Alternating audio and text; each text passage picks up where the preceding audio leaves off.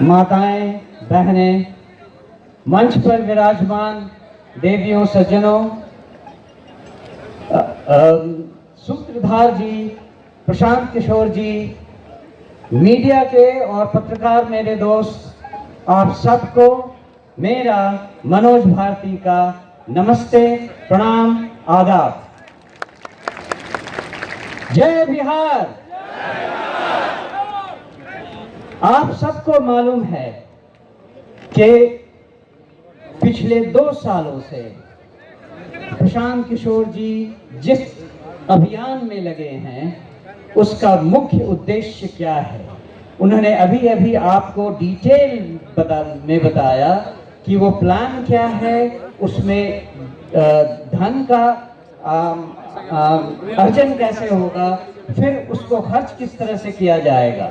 उन 5 स्कीम में कोई भी स्कीम ऐसी नहीं है जिसे कुछ भी बदला जा सकता है, और यही इनकी खूबी है कि जो इन्होंने सोचा है वो ऐसे हवा में नहीं सोचा है, उसके पीछे डाटा है, उसके पीछे एनालिसिस है।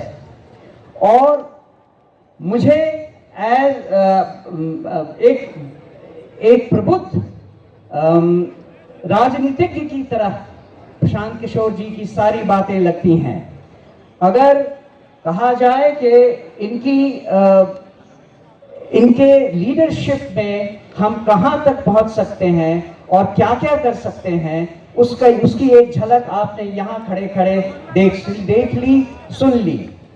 इसमें केवल एक बात मैं और ऐड करना चाहूंगा। बिहार में आजकल भी आप देख रहे हैं नदियों से हमें कितना नुकसान हो रहा है। पूरा उत्तर बिहार बाढ़ की विभीषिका को बुरी तरह झेल रहा है।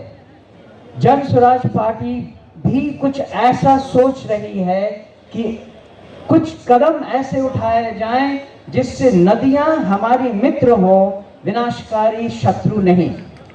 ये भी प्लान हम जन स्वराज के अभियान के दौरान सोच रहे हैं, और जो एक्सपर्ट्स हैं उनसे सलाह मशविरा कर रहे हैं। आपने ये भी सुना कि मैं नेतरहाट स्कूल से पढ़ चुका हूँ। नेतरहाट स्कूल की एक अपनी गरिमा है, और वो है कि हम वहाँ सब कुछ खुद अपने आप करते हैं।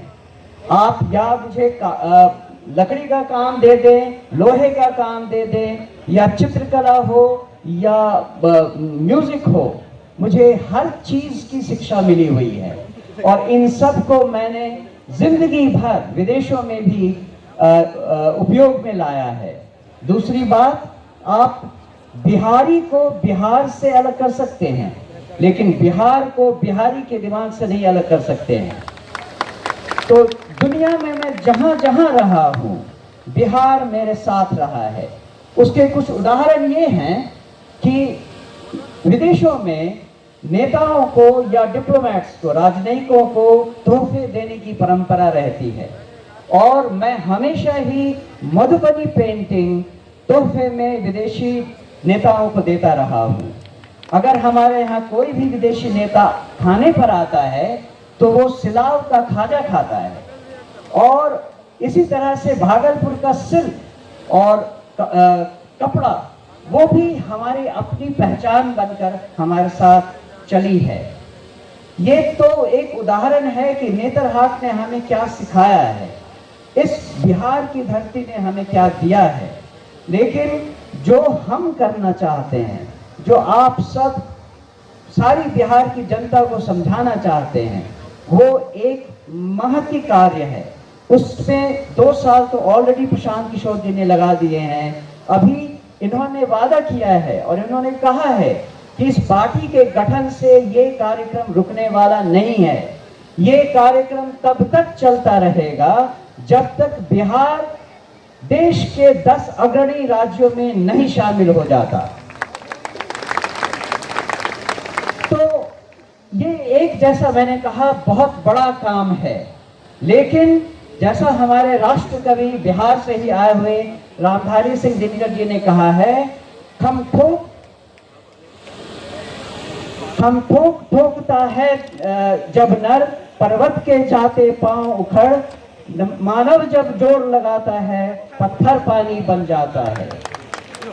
तो जन स्वराज के अभियान के इस स्तर पे जो रिस्पॉन्सिबिलिटी, जो जिम्मेदारी मुझे दी गई है, मैं आपको आश्वस्त करता हूं कि मैं उसे पूरी लगन, ईमानदारी, कर्मठता से निभाऊंगा और अपने पूरे कार्यकाल में, जो कि छोटा है लेकिन विवेकपूर्ण ढंग से निर्णयों के साथ उस राह पे चलूंगा।